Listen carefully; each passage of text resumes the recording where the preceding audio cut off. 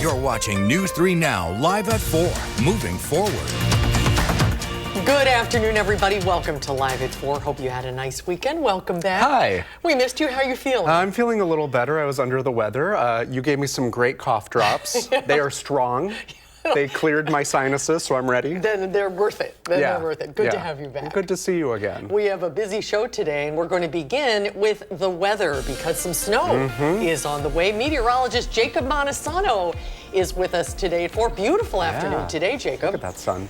Yeah, we are still seeing the sunny skies, at least here in Madison, but we are going to see some clouds increase throughout the evening with the small chance of some snow tonight. Now, looking at the current radar, we are only seeing a few light flurries here and there, but zooming further out, you can see a little bit more consistent snow off to our west. This is expected to move into our area, although not everyone will see snow tonight. So looking at future track, again, we'll start to see the snow move in well after sunset. Could bring about a ½ inch to some locations. Looks like the best chance of snow will be for areas to the north and areas to the west, but even those areas will likely not see much, and most of the snow will clear out before sunrise Tuesday with sunshine by Tuesday afternoon. Now, as we get a little further into the week, we have an alert day in the forecast.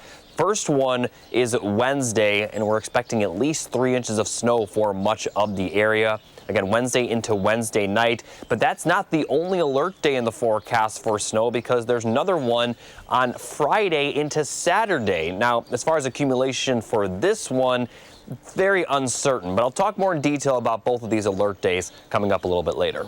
Thank you, Jacob. The Grant County Sheriff's Office is mourning the loss of a young correctional officer. Over the weekend, a vehicle struck and killed 22-year-old Dylan Bellamy while he was walking along a highway near Mattoon, Illinois. The Grant County Sheriff says Bellamy joined his office in December of 2023. He was also a member of the Army National Guard and was in Illinois for a training weekend. The sheriff described Bellamy as a bright young man with a great future at his office. The incident remains under investigation. Later tonight, members of Madison's Police and Fire Commission will continue the search for a new police chief. On the commission's agenda tonight, potentially adding candidates to its police department hiring list. Right now, the former assistant police chief, John Patterson, is temporarily leading the department. The commission named Patterson as an interim chief at its meeting in January. He took over for former MPD Chief Sean Barnes, who left Madison to lead Seattle's police department at the start of the month. Trader Joe's is limiting how many eggs you can buy at its stores. The company is only letting customers buy a dozen eggs per day due to the bird flu. The company is hoping that it will help stores prevent their shelves from going bare. The lack of eggs has caused a big increase in price. The Department of Agriculture says the cost of eggs will increase 20% before the end of this year. A judge is ordering the president to release all frozen federal funds after finding evidence his administration is still withholding some grants and loans. This as Wisconsin's governor and the attorney general announced our state is one of the 22 suing the Trump administration for its recent decision to slash indirect cost reimbursements to research institutions. That's supposed to go into effect today. The reimbursements help cover the expense of labs, faculty, and infrastructure. On Friday, the National Institutes of Health said it would cut indirect cost rates to a flat 15%. UW-Madison administrators criticized the change, saying it would significantly disrupt vital research and delay life-saving discoveries. The coalition says the president is disregarding the agreement signed between the federal government and each individual institution. They also allege the cuts violate a law that bans the NIH from requiring categorical and indiscriminate changes to the reimbursements. A statement from the governor announcing Wisconsin's role in the lawsuit reads in part, the Trump administration's reckless federal funding cuts will be devastating for Wisconsin and a setback for millions of people who hope and pray every day for a cure or treatments that might save their life or the life of someone they love. If you own an electric car, there may be some roadblocks ahead for getting your battery charged in certain areas of the state. The Trump administration put a pause on a program that was building EV charging stations along major highways and rural areas in the country. Our Merrill Hubbard spoke with a local EV expert to see how this pause will affect Wisconsin drivers.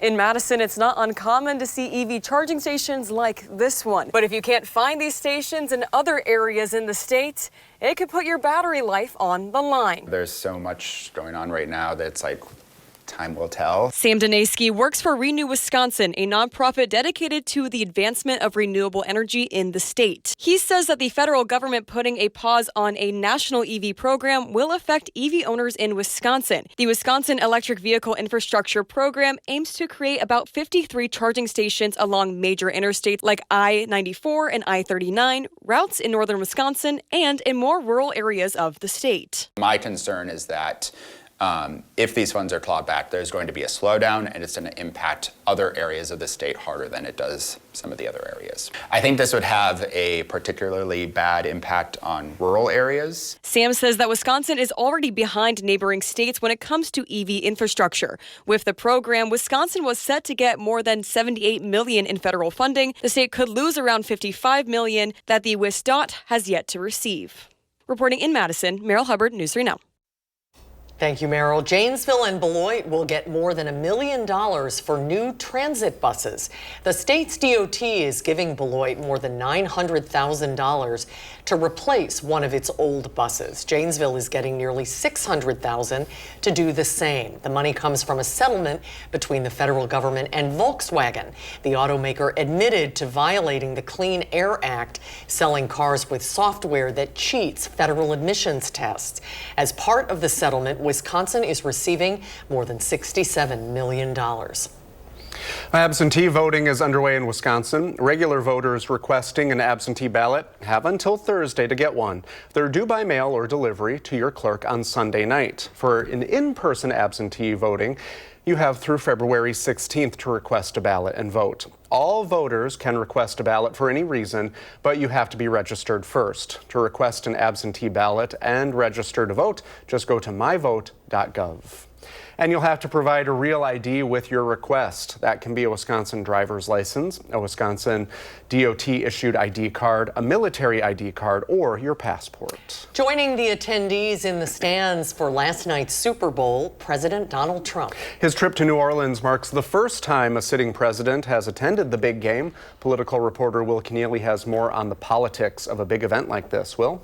Well, Susan and Brady, if the Chiefs are playing, you might see a cutaway of Taylor Swift, but sports fans got to see the president out at the game last night. And according to political experts, it's an opportunity for Trump to show himself in a non-political setting, which can benefit him. It provides an incredible opportunity for the president to really get his name out there and have it attached to a really positive and popular event. You might say that they're trying to gain a sort of halo effect from associating themselves with the popularity of the Super Bowl. And we've seen other presidents utilize sports to show a different side of them. In March, you might have seen former President Obama fill out his March Madness bracket on air, for example. And throughout last year's campaign, we saw both presidential campaigns make stops in Green Bay to campaign around Packer events. We'll have more coming up, recapping the impact of those visits tonight at 5. We will see you at 5, Will. Thank you. It's a big week in the 608, and we're getting ready to kick off our Spirit of Service campaign. We sure are. Josh Sprider is here with how we are once again honoring our local veterans in 2025.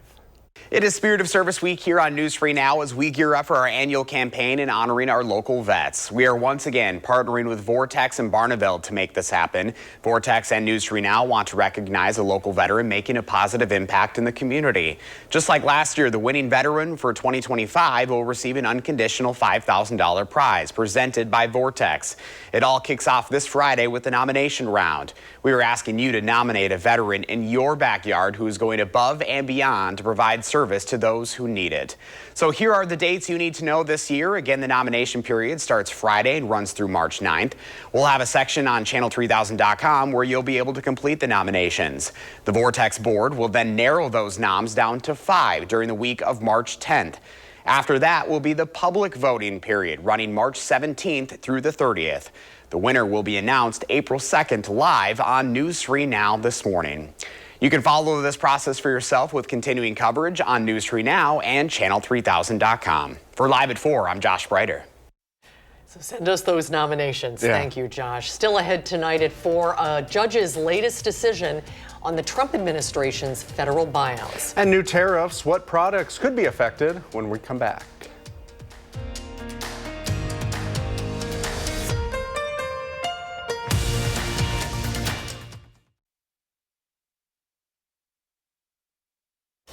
The deadline for more than 2 million federal workers to accept the Trump administration's deferred resignation offer has again been extended. The deadline was originally set for last Thursday, but a federal judge extended it through today.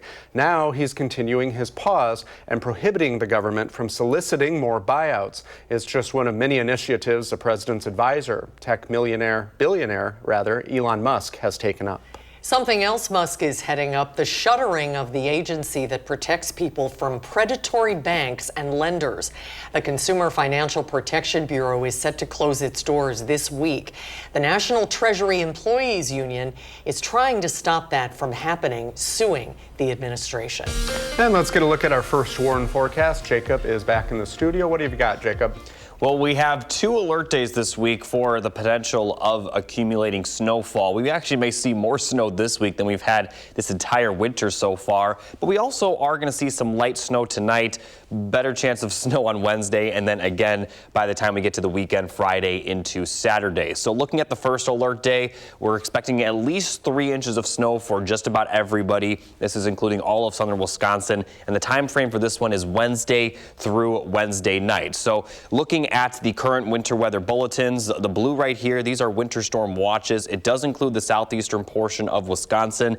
This may creep up into our area, including Dane County, especially Greene and Rock counties, as the heaviest will be to the south of us, but we're still going to see a decent amount of accumulation. So looking at the forecast, again, for tonight's snow, it's going to be brief, not expected to produce a lot of accumulation, maybe a ½ inch for some isolated counties. May make roads a little slippery, but beyond that, this is not expected to be a big issue. For Tuesday, we'll start out cloudy and see clear skies later in the day before clouds roll back into the area Tuesday night. And we may start to see some of these snow showers form late Tuesday night and early Wednesday morning. But once we get towards the middle and late morning hours Wednesday, that's when the snow really looks to start and will also stick around. And as we get to the afternoon, evening, that's when most of our area will see consistent snowfall, and the heaviest snow may actually occur during the evening commute on Wednesday, so we're likely going to be seeing very hazardous travel conditions during this time, because pretty much everybody will see consistent snow at this point.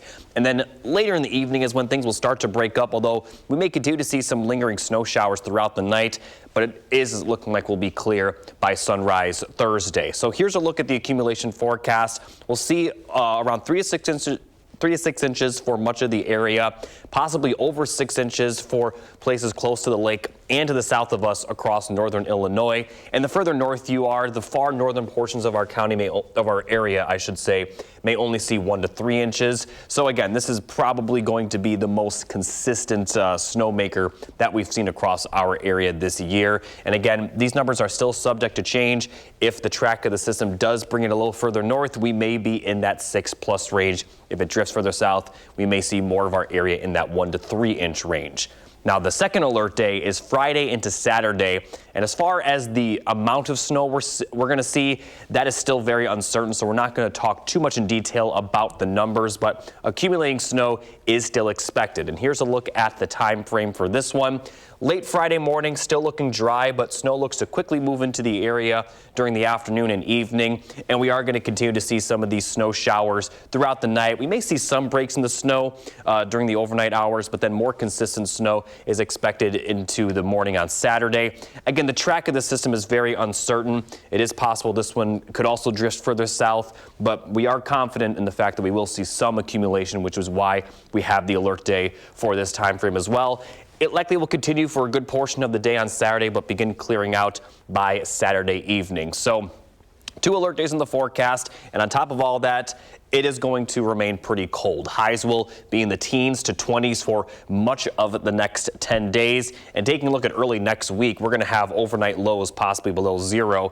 And it will get pretty breezy on Sunday after the snowfall. So we're going to talk about very cold wind chills for Sunday and Monday morning, and we may have to put an alert day in the forecast for that. Now, again, it doesn't look like it'll be quite alert day level cold for early next week, but it is going to be pretty chilly. Again, highs only in the teens for much of next week and lows in the single digits. So it is going to be very, very winter-like the next 10 days with the snowfall and the very cold temperatures. Thank you, Jacob. President Trump is set to announce stiff new tariffs on all steel and aluminum imports into the U.S. The move would apply to all countries, including Canada and Mexico. Jared Hill reports from New York.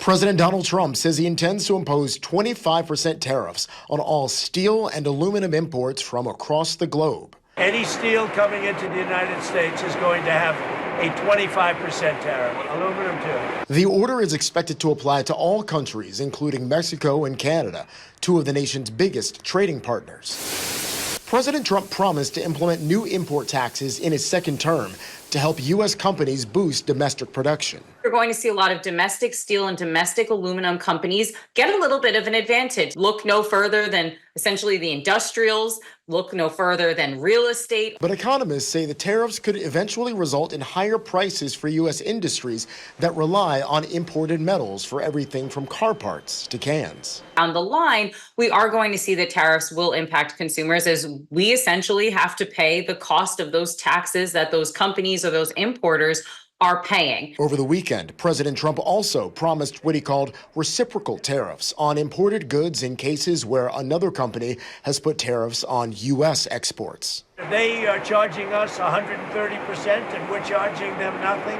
It's not going to stay that way. And retaliatory tariffs on U.S. goods are already kicking in, with China placing a tax of up to 15% on coal, liquefied natural gas, and crude oil, as well as other products from the U.S., in response to the Trump administration's 10% tariff on all Chinese imports. Jared Hill, CBS News, New York. The Canadian Steel Producers Association issued a statement saying they are deeply concerned about the tariffs, urging Canadian officials to retaliate immediately. Well, video shows Israelis taking to the streets after Hamas announced it's delaying the release of hostages that was set to happen this Saturday. Hamas is accusing Israel of violating their ceasefire agreement and targeting Palestinians in Gaza with airstrikes. The two sides have carried out 5 swaps since the ceasefire agreement went into effect last month. So far, Hamas has released 18 hostages, and Israel has released 730 Palestinians from its prisons. It comes as the president says Palestinians will not have the right to return to Gaza under his plan to displace the population, referring to the enclave as what he calls big real estate site. Well, coming up on Live at 4, not everyone was watching the Super Bowl yesterday. Some people actually went to the movies. Believe it or not, film critic Will Loper has the details on what's new at the box office when Live at 4 continues.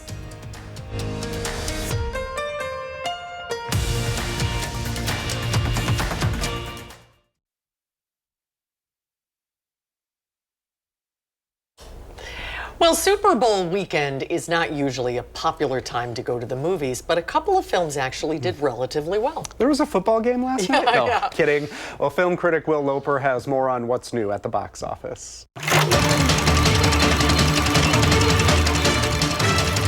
Super Bowl weekend is historically a slow time for the movies at the box office, and this past weekend was no exception.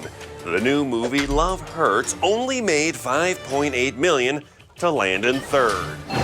Hello? Morning, Marvin. Every day is an opportunity to change your life. Good morning. Do you think I just woke up one day as a top-selling realtor? The film stars Ke Huy Quan, best known as Short Round from 1984's Indiana Jones and the Temple of Doom. Short Round, step on it. Okie dokie, Dr. Jones, hold on to your potatoes. And more recently, Waymond in 2022's Everything Everywhere All at Once, where Ke won the Oscar for Best Supporting Actor. The only thing I do know is that we have to be kind. In this film, Ke Huy Quan plays Marvin, a realtor who gets visited by an old love played by Ariana DeBose, as well as multiple henchmen. Where's the girl? Where's the money? Tell my brother to back off. The fight scenes are fantastic and well choreographed, but the story is overstuffed and overcomplicated and fails to make us care what happens to any character. Rose? Hey, Marv. Love hurts, and so do my eyes after watching this movie. Skip it. I'm so sorry. And the winner for Best Picture, Adrian Brody, is not you, it's Honora! And this past weekend, the film Honora took Best Film at the Critics' Choice Awards, the Producer Guild Awards, and its director Sean Baker won the top award at the Directors Guild Awards, paving the way to a likely Oscar win for Honora. You like Cinderella? Yes, Cinderella. For Live at 4, I'm Will Loper. So Will really liked that movie. Yeah, I haven't heard him quite be that definitive about it. I haven't Skip either. it. Okay. Go see Honora instead. That's a good movie. Okay, good. Yeah. Coming up on Live at 4, we have new details on an overnight standoff in Madison. Jalen Banks is talking with a neighbor who saw it all when we come back.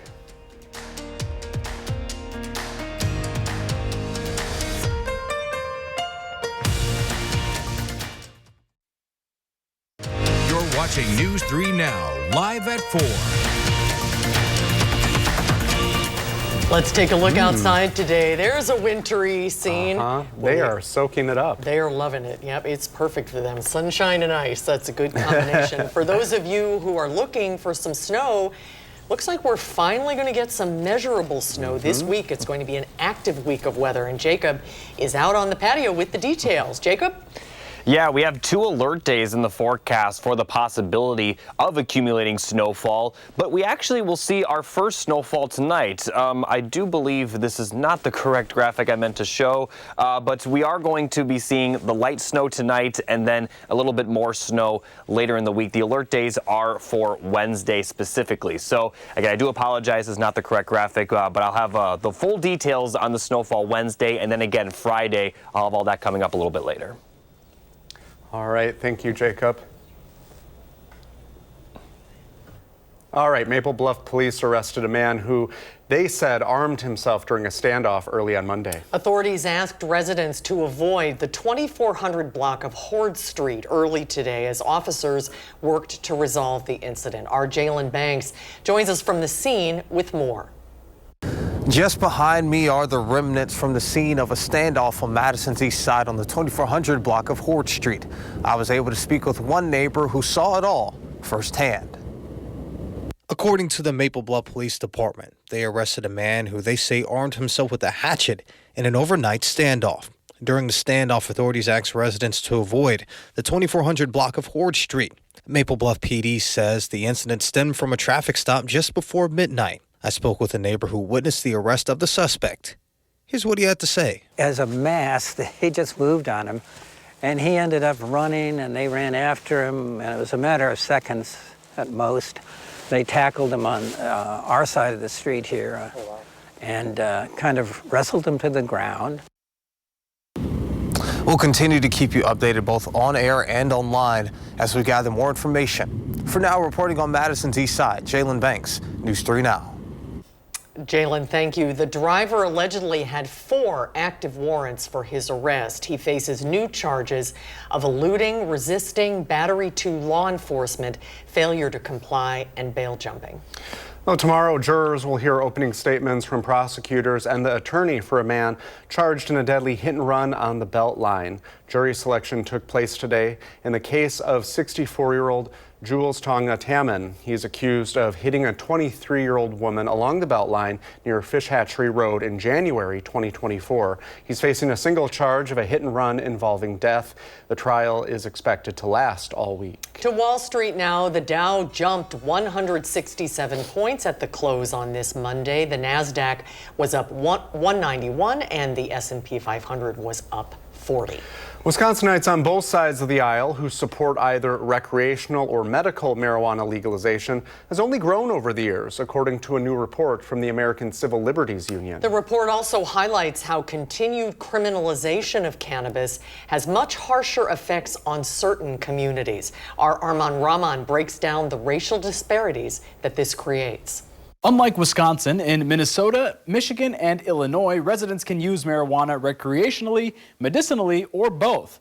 In Wisconsin, a new report finds this can hurt us economically and socially. One of the biggest findings of the report is that in Wisconsin, black people were about 5 times more likely to be arrested for possessing marijuana in Wisconsin, despite national data showing they use it about the same as white people. That likelihood grew since a 2018 report. In 2022, more than 13,400 arrests were made, the vast majority just for simple possession of marijuana. So that's tens of thousands of people that are thrown into our criminal legal system simply for possession, and that's disproportionately people of color. Economically, by keeping weed illegal, the Wisconsin Legislative Bureau projected the state is losing out about $165.8 million in tax revenue each year under Governor Tony Evers' recreational legalization proposal from the 2021 to 2023 budget. Tonight at 6, I'll go over how many Wisconsinites on both sides of the aisle support legalizing marijuana in the state. Reporting in Madison, Armand Rahman, News 3 Now. Thank you, Armand. Coming up on Live at 4, we're going for a ride in a bright red sporty hybrid. Why this car might be perfect for you or someone in your family, maybe your teenager, as we go behind the wheel with Harvey Briggs. That's when we come back.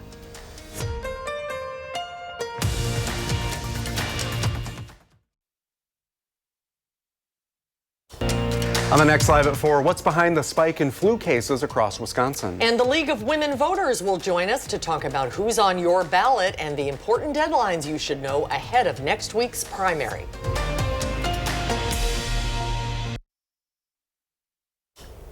Well, are you looking for a sporty entry-level car? We've got the model just for you. Oh, how about that? The Honda Civic Hybrid is fun to drive, and you get great gas mileage, as we found out behind the wheel with Harvey Briggs.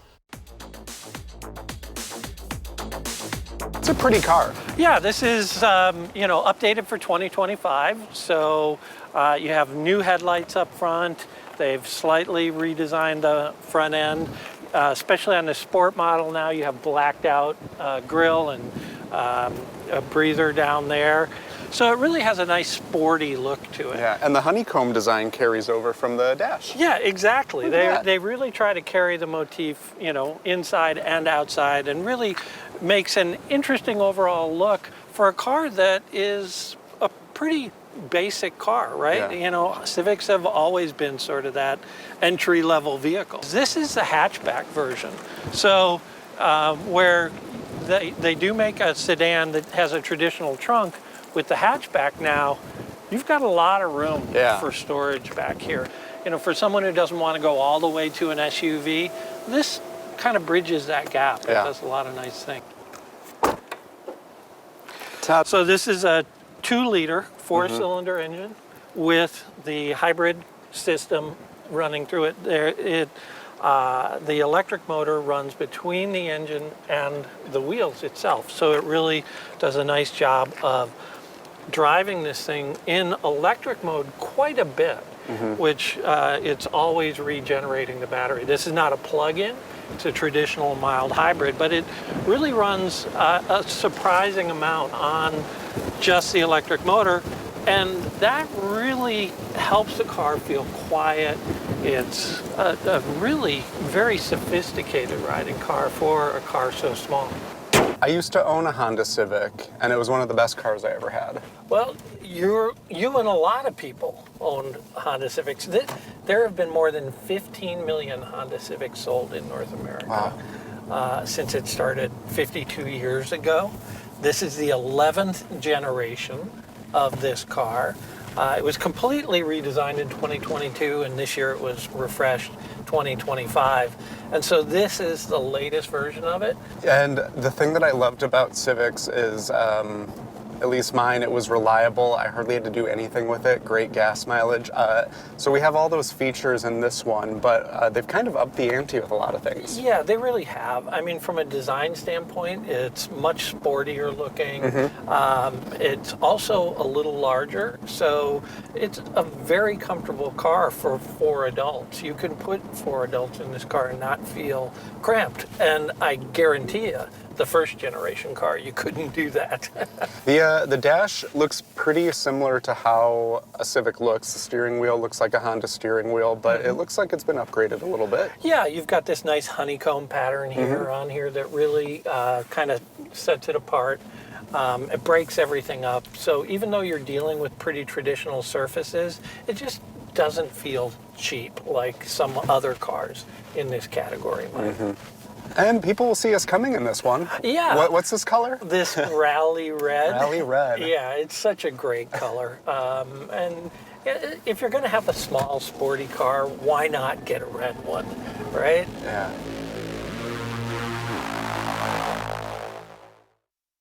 You talked me into it. There you go. Yeah, why not get a red one? Harvey, good to see you again. Good to see you. Thank you. Great to see you, Susan. How much is this car? The Honda Civic starts for just the gas engine model about $23,000. This one with the hybrid sport has a bunch of extra features is about $28,000. And like we said, it's great gas mileage. You get 50 miles per gallon around town. And it's one of those cars that you're going to buy and hold on to. Right? And they seem to be good starter cars. My nephew turned 16. He's in a Honda Civic, not that one. But my son's first car was a Civic, and it ran forever. Yeah. Right, yeah, exactly. Very reliable. It is one of those cars. And now that these cars are a little bit bigger than they were, say, 10 years ago, they're a lot more useful even. It seems sturdy. Yeah, it's a very well put together car built in Indiana. So it'll be interesting to see when these tariffs start to come in what effect that might have, because the engine and powertrain system for this car is built in the U.S. and the car itself is manufactured in the U.S. So we'll see what happens as this starts to come through with some of these. And as prices continue to go up, do you think more people might be considering smaller cars? We've gotten to a point where we're really starting to hit the top end of the market for a lot of these high-level cars, and so with fewer and fewer models between $20,000 and $30,000, I do think we're going to see these cars become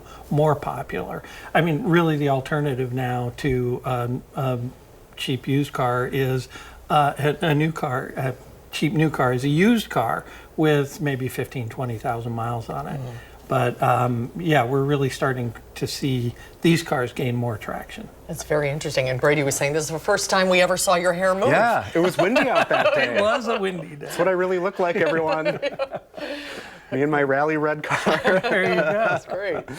Oh, good to see you. Great to see you, Harvey. You can learn a lot more about it if you click on ridesanddrives.com. Yeah, we'll see you next time. Have that story up soon. Great. All right, great to see you, Harvey. Thanks. Still to come tonight on Live at 4, Jacob is tracking snow in the first warn forecast. Plus, how the Milwaukee Brewers are honoring the life and legacy of Bob Uecker.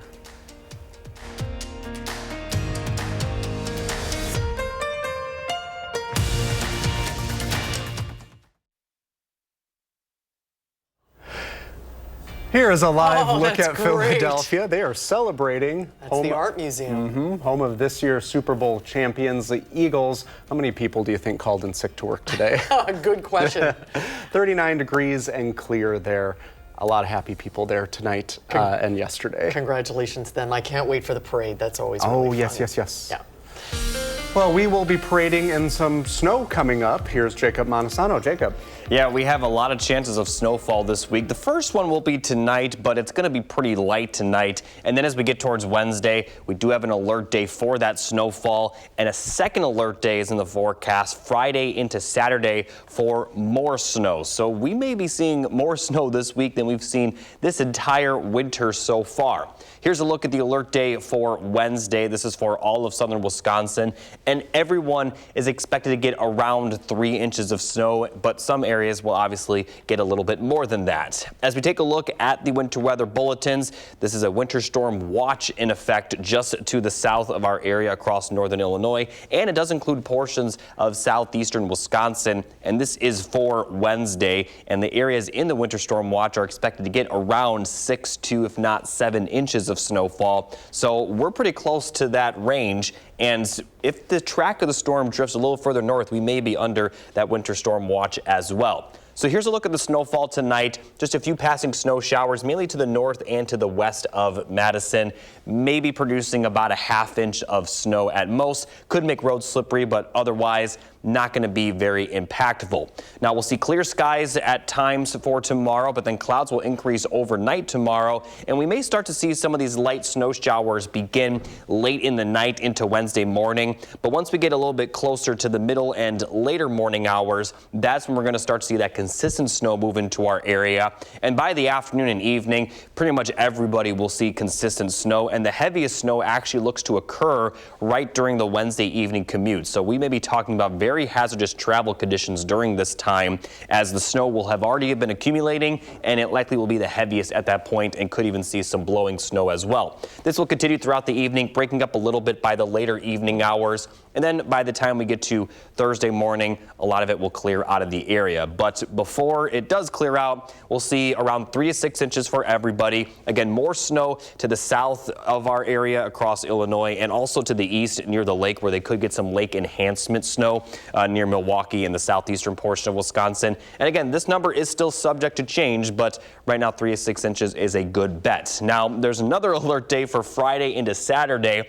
Now, we're not going to talk too in detail about the amount of snow, but more accumulation is still expected. So looking at the forecast, it will begin to move in Friday afternoon and evening, and this snow is expected to continue throughout much of the night Friday into early Saturday. And the snow on Saturday could last for much of the day, especially for southern and southeastern counties. Again, as far as how much snow we see from this, it's still a bit unclear, but we are expecting more accumulating snowfall, which is why we have a second alert day. And on top of all this, we're going to see some pretty cold temperatures during these snows, with highs in the teens and 20s, lows in the single digits almost every morning.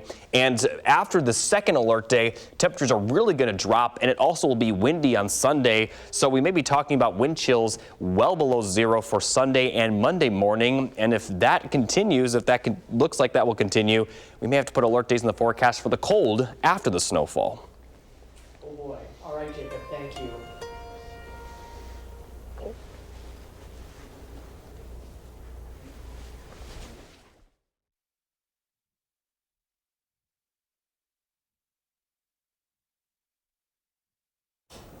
Well, the Milwaukee Brewers will be wearing their hearts on their sleeves this season in honor of Bob Uecker. The team has unveiled a patch players will wear on their sleeves of their uniforms, featuring Uecker's signature over a gold and navy plaid print.